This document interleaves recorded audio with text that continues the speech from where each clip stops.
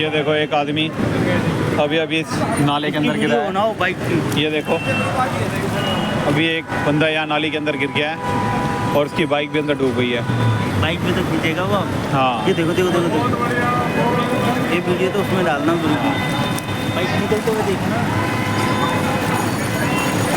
ये मुंडका का हाल है जी, इतना बुरा हाल मुंडका के अंदर, इतना जाम।